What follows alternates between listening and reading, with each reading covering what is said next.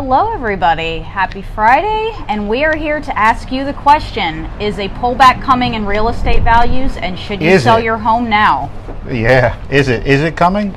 Is it coming? Is it happening now? My name is Hannah J, and I am interviewing our broker and co-owner, Anthony Licciardello, about the current state of the Staten Island real estate market. It's an interesting look at the stats this month. There's a couple of interesting things, but to go over a couple of little tidbits that I think everybody kind of should know, as a prelude to kind of where the market may be heading. So based on a couple of national numbers. Yeah, I think you had some numbers for the whole Northeast region. Yeah, I'm going to go, one of the things, the interesting thing is always paying attention to mortgage rates. The latest survey out from National Association of Realtors is it's at 5.1. It's scheduled to go to 5.1% in the next quarter. So that pretty look at maybe that's pretty significant. When you're looking at houses that are over $500,000. But on the plus side, on a big plus side, homeowners gained an average of $1 trillion over the last year in home equity across the country. So it's a big plus.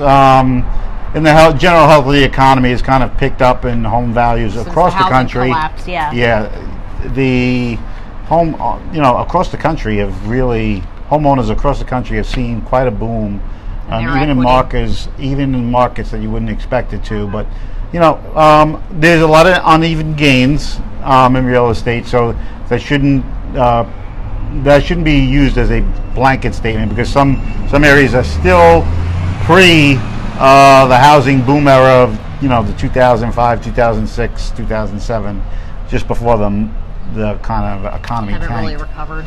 But that's an interesting take, though, and we're going to look at a couple of things involving the equities markets and how kind of the real estate moved based on some of those.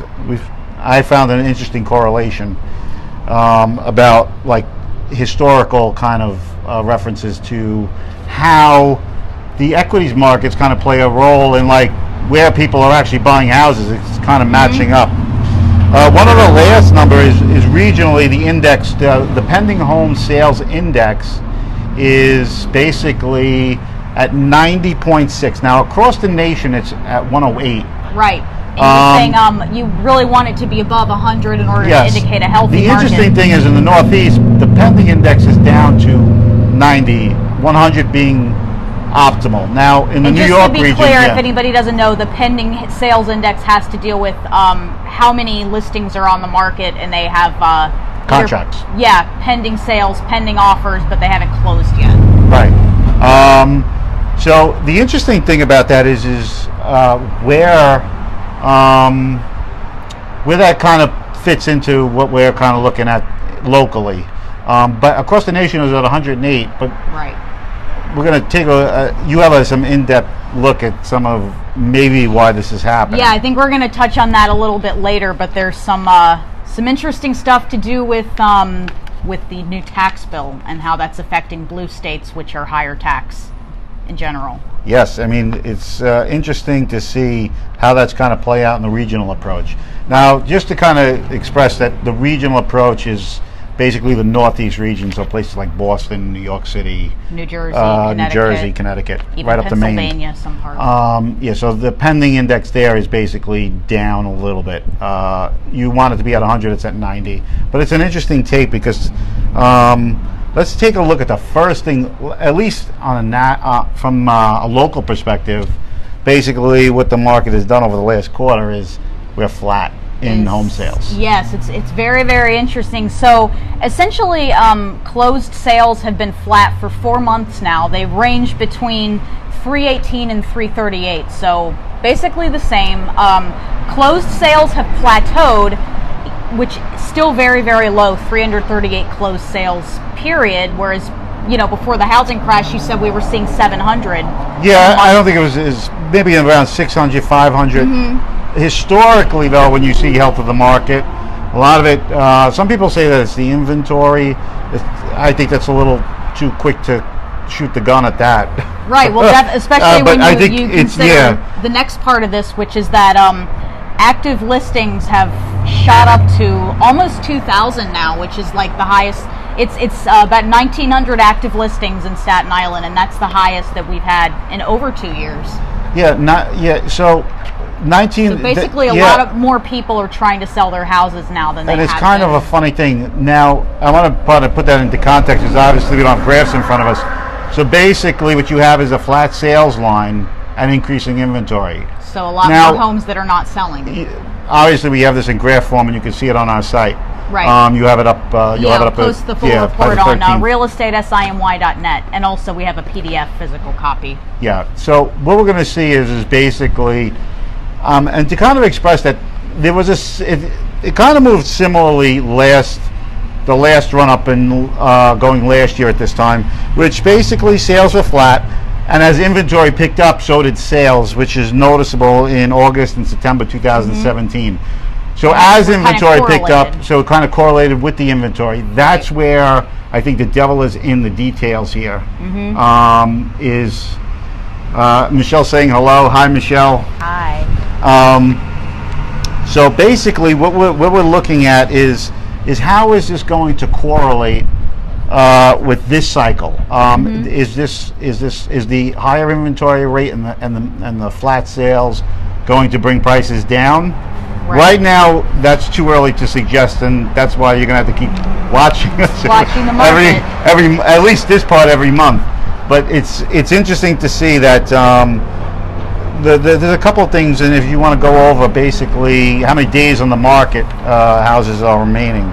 Yeah. So the average sale price is down actually by about $10,000 since last month, and the average days on the market is up from 74 to 82, which means that homes that are selling are taking longer to sell, and the price came down a little bit. Not when we're talking about 576 to 566, not super huge, but it's definitely significant. I would say that it came down $10,000.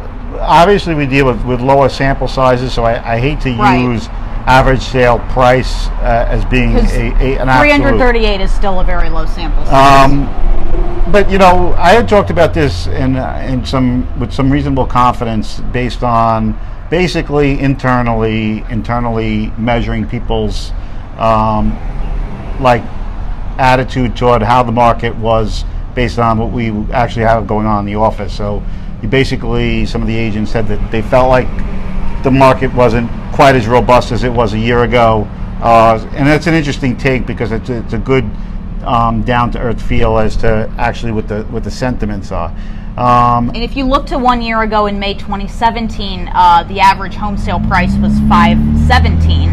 So that's a 10% increase in 1 year, which is significant. Definitely significant. Yeah, home sellers should by no means should be wildly concerned that any drop off. It seems if there is anything, if there is any change, it's going to maybe likely to be level out more gradually than it would be substantially. So it's really something that we need to look at as part of watching the trend. But I will say that based on the numbers that I see, there is some pullback here in the robustness, and I think for a good reason, is that prices are accelerating. I think over the prior quarter, we almost gained 8% in. I mean, the kinds of run-ups.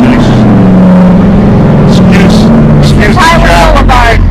Excuse the traffic behind us. But video. I think the big thing is whether or not we see this is not so bad for a healthy real estate market, that we don't have run-ups at 8% in a quarter, and that's really what happened last year between around May and August.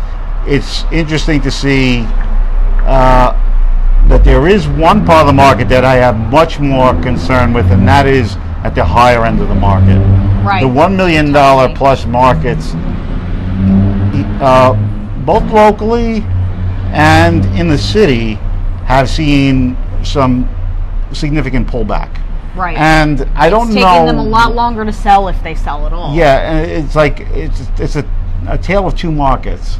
which is an interesting. It's true. They're totally different. The average home versus the luxury. Yeah. So like, someone may see that the $1 million market locally, which is, being Staten Island what it is, $1 million homes are still on the upside. It's not like Manhattan where everything, or Brooklyn, we're almost walking in the door like the entitles you to $1 $1 million sale. But locally, it's basically there's definitely something going on there that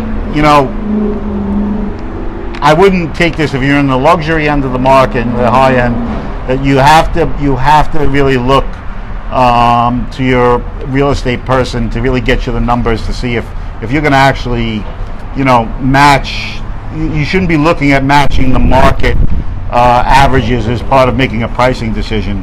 So when we say that the market is accelerated, it's accelerated at what we call the mid-range level, much more so than at the very high ends. You were just telling me that driving around Toad Hill, you're seeing a lot of for sale signs. Like just from a personal observation is that in the luxury markets here, we just see specifically Toad Hill, a lot more houses for sale than I've seen in any recent time. Why that is or how that's coming to pass is a question that probably we need to delve a little deeper into. But it's an interesting take on how it's really a tale of two markets, and there's still things about the old market, when I say the old market, the market of the Great Recession to now, is that there's these kinds of strange anomalies within the marketplace that still haven't shaken themselves out, and that's what makes forecasting the overall health of the market very difficult than it has been in the past, because the market is not following very historical trends in how it moves. So and we've been doing this for a long time, it's very difficult to track trends based on how these kinds of strange fluctuations are happening unevenly in a lot of, or disproportionately in a lot of segments within the market. So it's an interesting take. But you did have some idea, and there's been some reporting about why some of the higher end may not be working out in New York City and maybe even here in Staten Island. Okay, so this was definitely interesting. When we examine the new tax bill, one element of that bill is that the mortgage interest rate deductions have actually been capped now for new loans at $750,000, whereas before it used to be $1 million. So when you're looking at the higher end market on Staten Island, you're generally going to be above $750,000 to buy a home. So now this is a significantly lower tax deduction you're going to be able to take advantage of, coupled with the fact another part of this tax bill says that you can only deduct up to $10,000 on your state and local taxes. Now in a high tax state like New York, for a lot of people, $10,000 is not very much, and their taxes are actually a lot higher than that. So, particularly when we look at the luxury segment, I think a lot of people, and some studies have confirmed this, are kind of eyeing lower tax states, selling their homes now. And but I want to say hello. I promised Nick that if I saw him watching that I say hello. Nick Papandreou is an agent here. Janine Maniscalco is here. Real estate SI&Y represent. And Sam Samantha is why is the rent going higher than usual? I need to move out. That's a good question. Can't handle it anymore.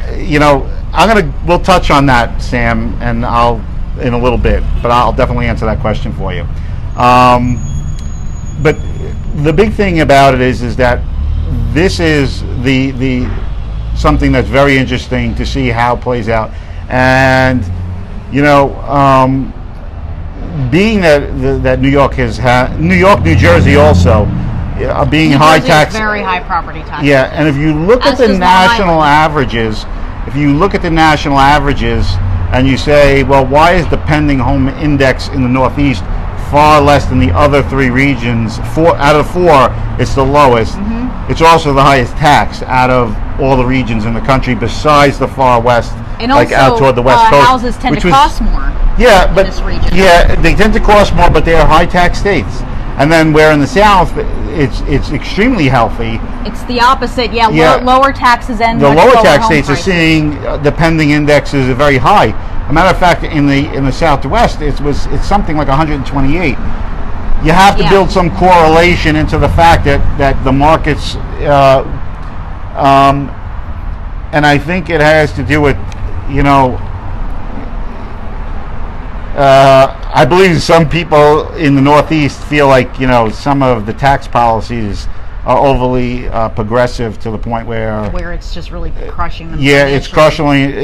Doesn't make sense for them financially, and I call it. And it's a funny thing, and we kind of put I don't want to lump things into one kind of idea, but some people in the high income earning people in New York City is much different than high income earning people outside of New York City, where cost of living, it's very, very easy for someone to substantially make a $250,000 a year salary and still feel like they're in the middle class. I mean, if they're living in Brooklyn or even in Staten Island. Yeah, I mean, it's so, and but by taxable standards, that is that's very wealthy in many other parts of the country. Right, and but you got to realize we base our tax structure based on national levels. So when you talk about who's exempted from certain tax advantages based on income, this becomes even more burdensome to those people who are in high tax states as it is, and then on federal taxes not getting the benefit because their incomes are seemingly high, but their cost of living is also extremely high. So it's an interesting take. And I think there's two segments that are really important when we're talking about this, and one of those segments is people that are getting ready to retire, and whereas their income is not as dependent on living near the big city, so they can kind of take their equity and go to Florida, for instance, a low tax state. And I think the other part that's really important is that more people are working remotely now than they ever have, so you can, in a lot of ways, get that New York City or that Silicon Valley money and be living in a home in Georgia. Right. And be paying next to nothing for your living expenses now, compared to here. Just get me correct, there is no state income tax in Florida, correct? That's correct.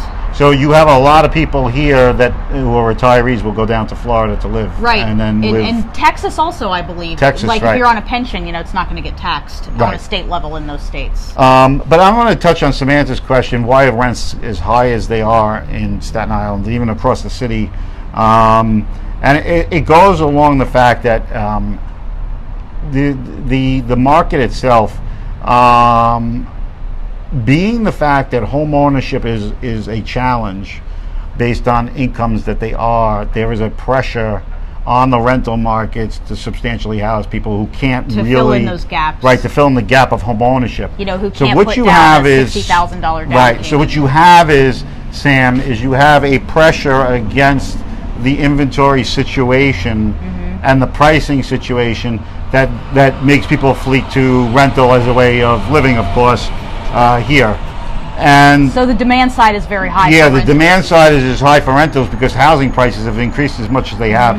So less people qualifying for that first-time home purchase definitely puts the squeeze on people who still need a place to live. So you're seeing a strong demand side push on rentals. That's why you're seeing rents continuously increasing.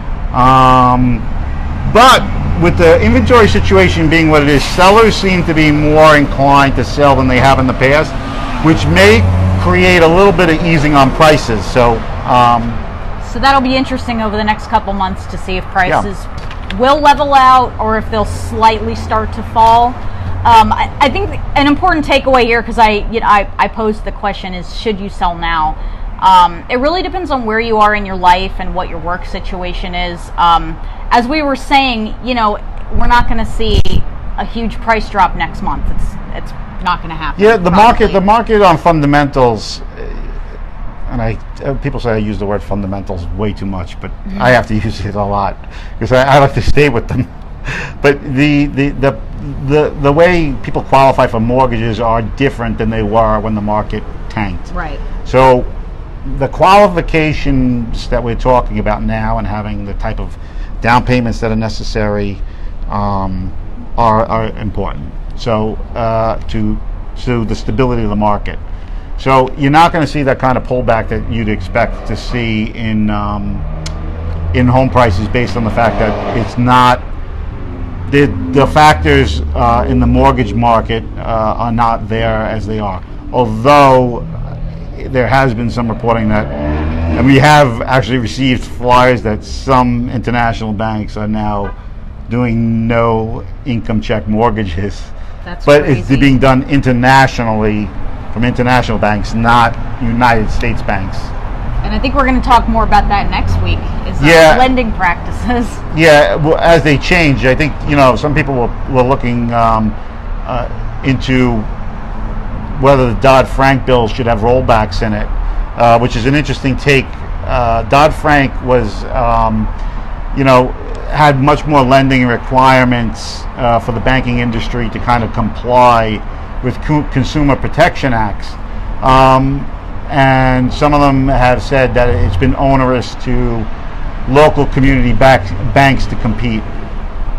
Is that true or not is something to be kind of, I really fret at the idea of rolling back too much regulation, because I believe the health of the market needs to be sustainable here as a precedence. Not that we're not, if we do have dropbacks because of regulation, let's put it this way: you'll eliminate the fact of the market falling as quickly as it would based on using looser fundamentals. There needs to be better reforms there, but within the context of keeping very high standards for acquiring loans for the purchases of housing should be something that we have to really pay attention to, and see that we don't under-regulate things where they got to be a problem in 2007, 8, and 9. Mm-hmm. Yes, so as a recap for the market, so Sam, if you have any question about that, I'd be more than happy to explain that further.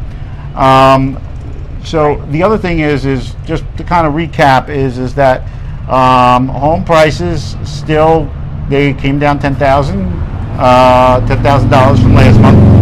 But still holding pretty strong. Yeah, holding pretty solidly. Sales are flat and inventory is up. So I want to make those three very important points to the local real estate market. Yeah, and if there's any kind of smoking gun, as you said, it's the active listings. I mean, that's probably the biggest outlier of all. Yeah, active listings being the highest it's been in a number of years. Yes. Right. So it's something to pay attention to. See if that'll bring the prices down, but they may come down slightly. We don't see them coming down in a significant way in the next few months, so don't panic. Yeah, I would be panicking if I'm a seller, but there should be some caution used in making sure keep on top of the numbers and keep watching them and see where they go. Yes, and keep watching us, and we'll tell you where they're going. Exactly. We've got the most comprehensive analysis you're going to find locally, period, on Staten Island. So the big thing is like I said, getting the advice necessary and keeping track of these trends are very important to you home sellers out there who are contemplating it. And I do believe that, don't expect to price your house on run-ups, because I don't think that's in the cards. No, listen to your real estate agent. They study the market. Most of them do. The good ones do. The good ones That's how you should make your decision, is pick one. Get one who has some really strong market knowledge as part of their duty. Yeah, definitely. Anyway, so with that, it's always a great, it's a nice sunny day out. I know. And we're enjoying a sea breeze here, and we probably could sit out here for a long time and get a tan. Yeah. I'm going to go in a little pink probably. So there we go. And if you have any questions, even after this video is finished, and just submit it, and we'll get to it, and we'll try to answer that question for you. I hope that was helpful, Sam, about the rental markets. And we look forward to seeing you next week. Look forward to seeing you next week. Be sure to check out the full report on Sidex. Yeah, Sidex.com. SI-DEX.com. Yes. And then you get that information there. Head to the blog. Okay, folks. All right. Have a great weekend. We look forward to next week. Yes, we do. We will see you next week. Signing off. Signing off.